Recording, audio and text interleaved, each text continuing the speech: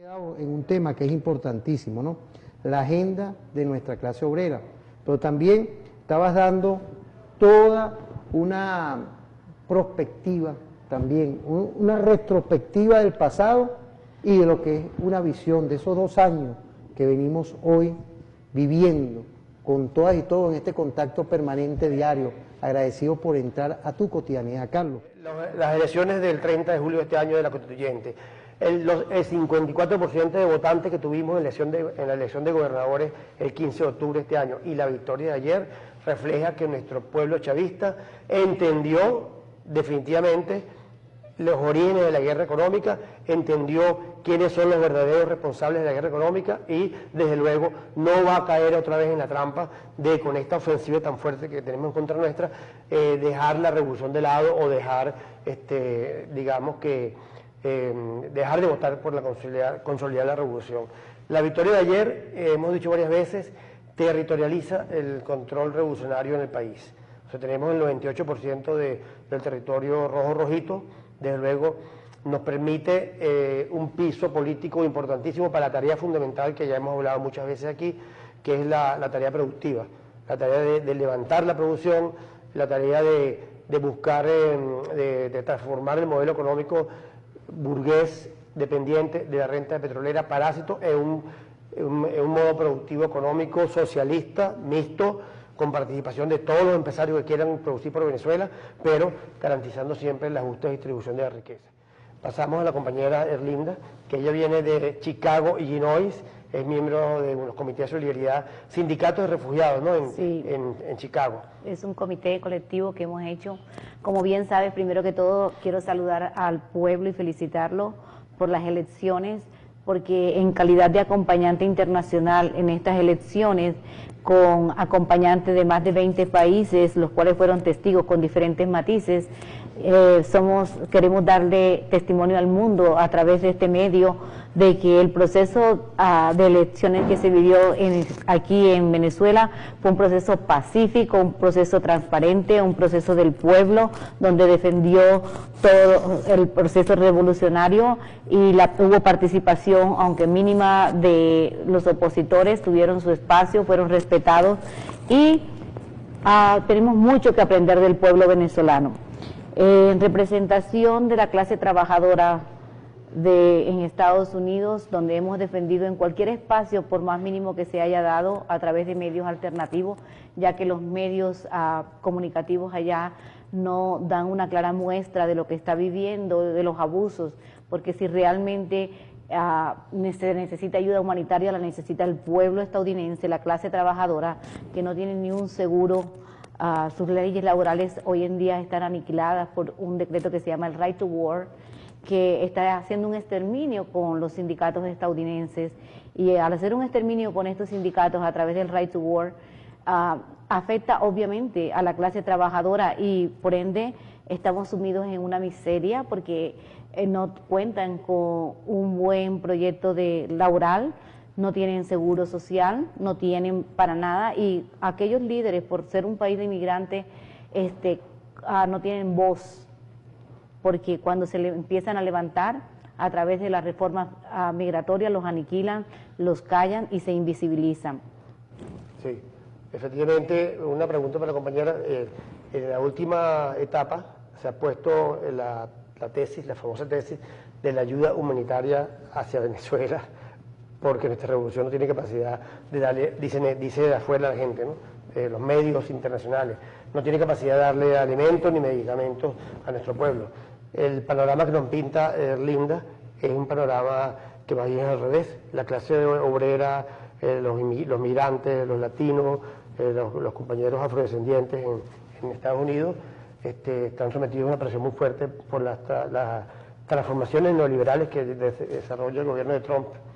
Mientras que aquí estamos presionados con una gran guerra económica, pero nuestro pueblo consciente, revolucionario y marchando.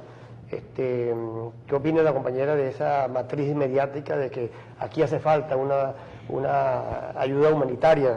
Bueno, yo vivo el día a día ya con trabajadores. Por mi experiencia estuve vinculada a un sindicato donde por parte del Latino Caucus, que es el Comité Latino de Trabajadores, y día a día Yo he mirado cómo trabajadores incluso se han convertido ya hasta en homeless, que significa en español que sin casa, viviendo bajo puentes, viven en condiciones infrahumanas. Y ustedes pueden mirar a través de consultar otras fuentes y mirar, por ejemplo, en Los Ángeles hay cientos y cientos de personas homeless, de personas que no tienen un seguro médico y se mueren por no tener. Hablando de una forma bien jocosa, el doctor de la clase de trabajadores allá es el Big Vaporú. No quiero hacer una propaganda, pero como latinos ese se ha convertido porque lamentablemente las personas no tienen acceso. No, hay trabajadores incluso, y he hablado mucho de esto porque es un caso de realmente que amerita que haya una ayuda humanitaria para esta clase. Yo creo que la ayuda humanitaria la necesita el pueblo estadounidense, es el que necesita realmente. Yo creo que en vez de invertir y no respetar la autonomía de los pueblos en todos sus aspectos, en ese sentido yo estoy clamando que esa ayuda humanitaria como ciudadana estadounidense que tengo esta oportunidad como inmigrante, quiero hacer un llamado. Yo no es que quiero hacer una comparación, pero de repente uno puede hacer una visión de lo que es Honduras hoy y lo que es la Venezuela de Latinoamérica, la América Meridional, de lo que es esa visión que es la participación, el protagonismo del pueblo. Mira, no es simplemente una comparación, es que todos somos parte de nuestra América. Los problemas que tiene Honduras son los que tiene Puerto Rico, son los que tiene el pueblo venezolano, capitalismo, imperialismo norteamericano. Yo ayer fui testigo de la ayuda humanitaria que Venezuela lanzó al planeta, con una lección de dignidad, de respeto, de que el pueblo decidió apostarle a la paz en un proceso socialista con las características venezolanas y de acuerdo con las reglas de juego de los venezolanos.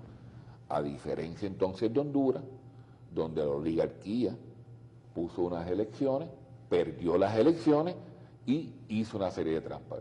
Yo soy testigo, la forma en que se ejecutan las elecciones en Venezuela, usted tiene que ser Mandrake el mago, y con la ayuda de 15 magos más para poder hacer trampa en estas elecciones. No hay forma posible de que el pueblo venezolano salga a votar y que esa voluntad no sea la que se refleje en los resultados. ¿Hay un sistema electoral confiable hoy? Es más que confiable, yo creo que es un sistema ejemplar para la humanidad. Por eso digo, Venezuela ayer lanzó una señal a la humanidad de cómo los pueblos, cuál es el derecho que tienen los pueblos a emitir su opinión, su decisión y que se respete con la serie de controles y mecanismos que se han establecido aquí en Venezuela. Máxime, cuando entre las opciones habían verdaderas opciones de progreso para el pueblo, porque también esa es otra cosa. Tú puedes tener unas elecciones completamente abiertas y libres y democráticas, pero si las dos opciones que te ponen son como las que tuvo el pueblo norteamericano entre Hillary Clinton y Donald Trump, eso no es democracia. Y habían otras opciones menores, pero las dos opciones principales eran esas.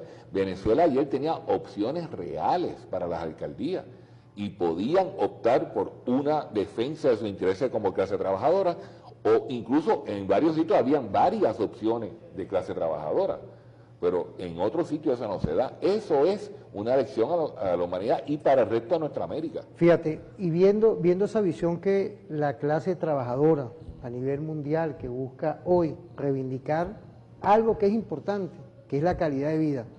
Ustedes que están aquí en este poco tiempo, porque uno tiene que ser objetivo, que están llegando aquí, que han caminado, ¿qué visión tienes tú de lo que es esos medios de comunicación tradicionales y esa oligarquía a nivel mundial que esconden la realidad de lo que estamos de verdad aquí hoy, desde lo pequeño, lo cotidiano, estamos viviendo la venezolana y los venezolanos? Dos incidentes bien particulares, voy a coger uno de Puerto Rico y uno observado en Venezuela. En Puerto Rico, como ustedes sabrán, hubo un huracán que arrasó, el huracán María, septiembre 20, arrasó nuestro país y lo destruyó por completo.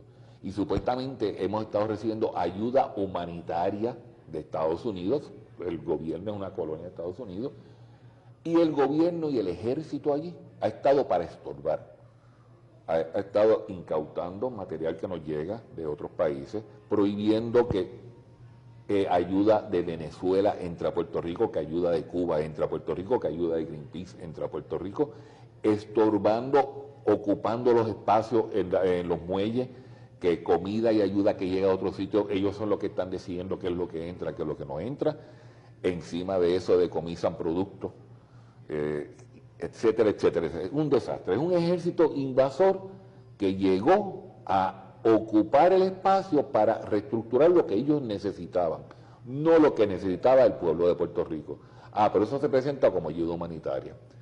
Sin embargo, aquí ayer, en una de las escuelas que fuimos a observar, me causó curiosidad qué iban a pasar con las personas que llegaran, los minusválidos y demás. Y vi 2 soldados venezolanos ayudando en una persona en un sillón de ruedas, subiéndolo a un 3er piso para que ejerciera su derecho al voto. Hay una diferencia fundamental en eso. Sin embargo, las noticias de Estados Unidos, el ejército, la dictadura, el ejército malo es el de Venezuela. Pero aquí el ejército ayudó al pueblo a ejercer su derecho. El ejército norteamericano lo que hace es que reprime el derecho a la vida de otros pueblos. Esa diferencia sustancial los medios la saben manipular. Con esos 2 detalles nada más uno puede identificar claramente cuál es uno de los problemas principales en las comunicaciones. Mientras haya una empresa privada, que son 3 compañías privadas, controlando los medios de información, tú no puedes tener opinión pública cuando la información es privada. Y Venezuela debe tener eso claro. El ejemplo que le dieron ayer al Planeta, yo sé que lo van a tergiversar en ABC o NBC, en CNN, van a buscar un detallito, una queja, van a destacar tal vez una queja de algún sitio, algún problema tiene que haber habido ayer. Yo sé que eso lo van a diseminar. Lo que yo vi en Caracas fue un ejemplo de democracia. Y un Estado, un gobierno y una serie de funcionarios apoyando y estimulando que el pueblo saliera a votar. No necesariamente que fuera a votar por el gobierno, sino que saliera a votar a ejercer su derecho. Bueno, por eso creo que, mira, batimos otro récord además. Yo siempre lo dije el viernes y creo que nunca me salí del rango, pues, ¿no? Yo siempre hablé que estábamos entre 40, 50% el escenario de votación, y a los compañeros internacionales también se los dije en su momento, no nos hagamos expectativas de grandes masas movilizadas tú lo votando, porque esta es una elección lamentablemente poco atractiva para el ciudadano, a diferencia de la presidencial o de los referendos cuando se hacen. ¿Qué estamos ganando ahorita? Por eso creo que la importancia de lo que dijo Nicolás anoche, en términos de que ahora sí no hay excusa, y no hay excusa para gobernar de verdad, desde el escenario más importante, que es el escenario del poder popular, el municipio abajo, donde se bate el chocolate, pues de verdad, y donde la gente por fin, con los 323 nuestros, y si los otros quieren asumir el ejemplo, bienvenido, pueden exigirle a nuestros alcaldes, con toda la propiedad del mundo, todas las necesidades y todas las cosas que hay que corregir en cada uno de nuestros municipios. Cosas importantísimas como haber recuperado el municipio de Maracaibo, recuperado el municipio Sucre, que es la joya de la corona en el estado Miranda. Acabamos de romper el maleficio de la oposición en esta elección.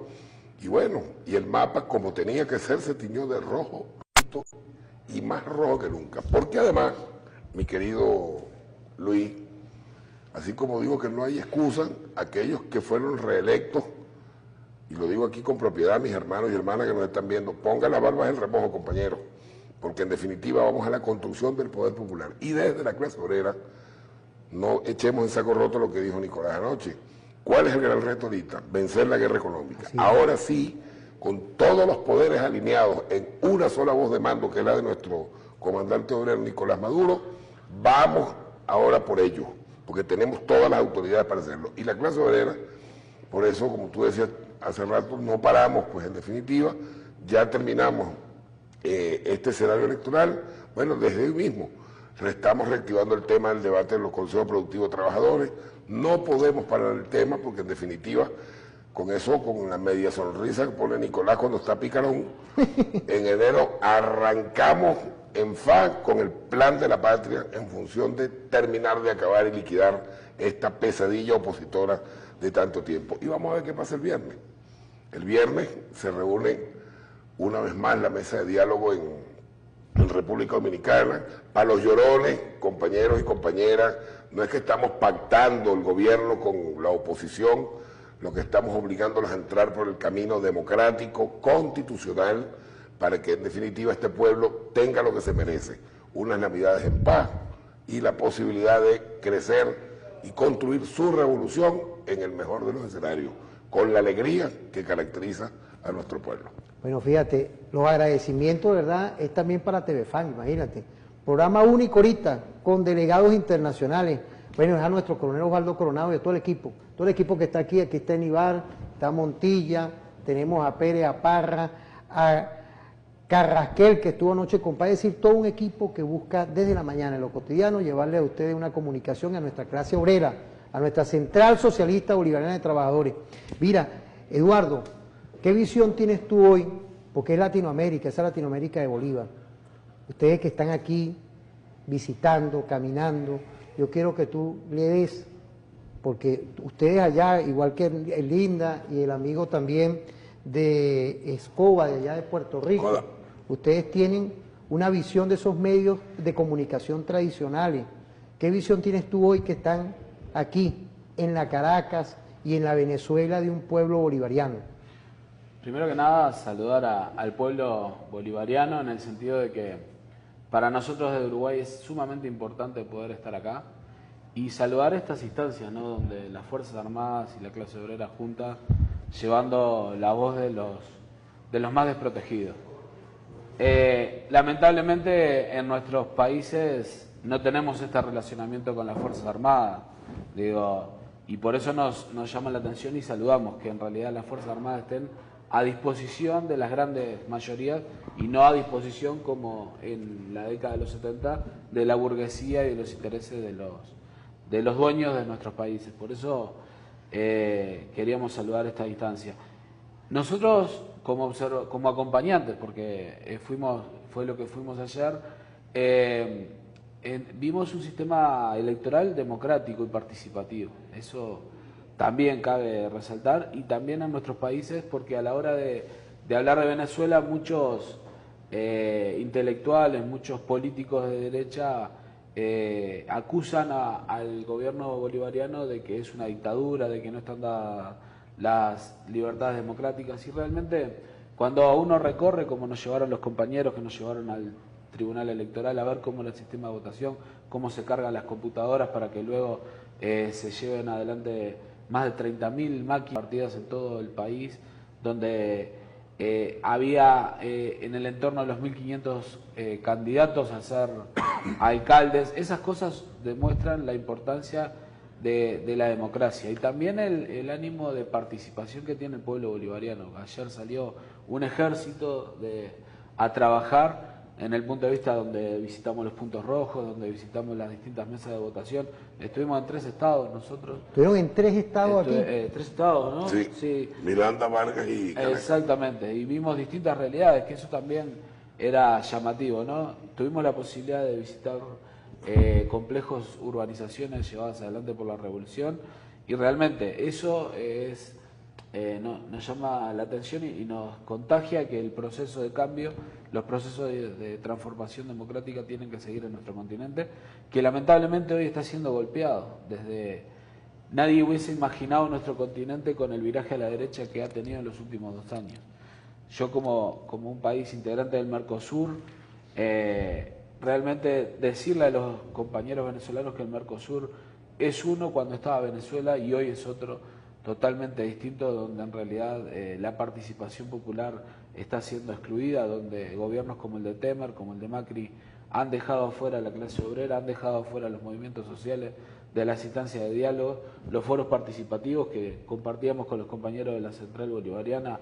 Eso ya no está funcionando. Hoy son las empresas las que gobiernan y las que dirigen esos procesos, desde el gobierno y desde las cámaras empresariales, llevando adelante recortes y retrocesos para la clase obrera y para el movimiento social en su conjunto. Y quiero pedir disculpas como uruguayo, porque ayer decía un compañero, y creo que todos los uruguayos nos tenemos que hacer cargo, así como tuvimos este gran presidente que fue el compañero Pepe Mujica, también nos llevamos la mochila de esa lacra que es Almagro, que realmente nos vendió una imagen y luego se prestó al llegar a la OEA para hacerle los mandados al imperialismo y así como salió con fuerza a denunciar la supuesta violación de la democracia en Venezuela, no ha emitido una palabra de lo que está pasando en Honduras, que realmente es muy complejo, casi 2 semanas de las elecciones y todavía no se ha definido, la derecha sigue sin reconocer el triunfo de la izquierda y bueno, eso hoy lleva a que la clase obrera hondureña esté en la calle paralizando y exigiendo que realmente se respete la voluntad popular. Aquí es donde patinó todo el mundo, ¿ves? Tú ves por las redes, por las distintas redes, aquella llorantina, porque todo está mal. Nunca hemos negado las dificultades, eso lo sabemos todos.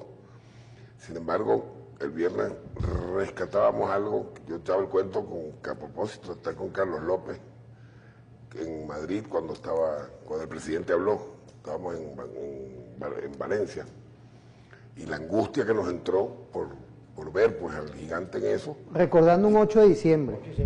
Del 2012, que veníamos de una exitosísima gira por Londres, ¿no? Y si algo ha hecho este pueblo es poder decirle hoy a nuestro comandante supremo, donde quiera que esté, misión cumplida, comandante, no nos hemos rendido, ni en las peores circunstancias, y vamos por más. Eso creo que es el elemento más importante el día de hoy. Vamos por muchísimo más. Era lealtad hacia ese juramento, hacia nuestro comandante Nicolás Maduro Moro. Por supuesto, y ese juramento lo hicimos en la Capilla Ardiente, en la Academia Militar. Así es. Y cada vez que vamos al cuartel de la montaña a renovar nuestro compromiso con la revolución, con Nicolás y con el legado de nuestro comandante. Mira, un poco rematando lo que hemos venido diciendo, la clase obrera ahora tiene un nuevo reto, en el acompañamiento incluso de estos alcaldes, porque la mayoría, muchos son alcaldes de zonas rurales, alcaldes de zonas industriales, y ahí nosotros tenemos mucho que decir, sobre todo porque si eso que has venido reiterando tú, pues la necesidad de tener un solo gobierno que en definitiva, desde el Ejecutivo Nacional hasta el municipal, tenga una sola voz de mando, baile al mismo son, no es que la orquesta va por un lado y el director por otra, nos permita a nosotros en definitiva terminar de resolver, insisto, eso que tanto ha agobiado a nuestro pueblo, que vuelvo a insistir, ha dado lecciones magistrales y maravillosas de lo que es la lealtad, lo que es la decisión de vencer y sobre todo la de no perder lo que hemos conquistado hasta ahora, aún en medio de las dificultades. Hubo alguien que dijo, y lo comparto para el resto de Latinoamérica y el mundo, que Venezuela es hoy la Stalingrado de este combate. O sea, nos han cercado de todas las maneras habidas y por haber. De hecho, comentábamos con los compañeros, antes el vuelo Caracas-San Juan en Puerto Rico era 50 minutos, es 50 minutos, de lo más lejos.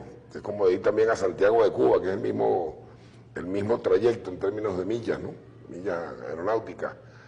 Y resulta que ahora para yo poder ir a Puerto Rico, si es que me dan visa, que tampoco me la van a dar los gringos, en mi caso personal, tengo que ir a Panamá, a juro, para poder llegar a San Juan de Puerto Rico. Para ir a Trinidad y Tobago, que son 30 minutos, 35 en avión, tengo que ir a Panamá, o sea, tengo que subir al norte para después coger para Oriente. Eso es parte de ese Stalingrado que te digo, el cerco con el que han tratado de reventarlo, para que los compañeros llegaran acá a Venezuela. Ha sido problemático, o sea, ha sido terrible, porque bueno, hacer triangulaciones en distintos aeropuertos, cuando el vuelo fácil, pues era, por ejemplo, el compañero Escoda, José tiene que pasar un poco de horas en un aeropuerto, teniendo su país a 50 minutos, su capital a 50 minutos de la nuestra, igual que el compañero uruguayo, que tiene que volar a Panamá para después coger para el sur, o sea, eso es espeluznante, pues, ¿no? Y eso responde también a esto que decíamos, estamos venciendo, y ese vencer es un poco, aunque suene, lo digo por favor sin chauvinismo, es uno de los nuevos faros que tiene América Latina, la resistencia de este pueblo. La dirección hace lo que tenga que hacer, y tiene que hacer con críticas y como tenga que hacerlo, perfectamente. Por lo tanto, no tengo por qué alabar mi dirección. Alabo a Nicolás en tal caso porque se ha crecido como estadista y como líder, pero a quien le rindo honores con orgullo, con satisfacción, con humildad, es a este pueblo que cada día nos da más lecciones de lo que hay que hacer. Y ese faro es el que está brillando para el resto del mundo hoy. O sea, somos hoy la esperanza dentro de la desesperanza, Luis, y quedó demostrado el día de ayer que vamos con todo.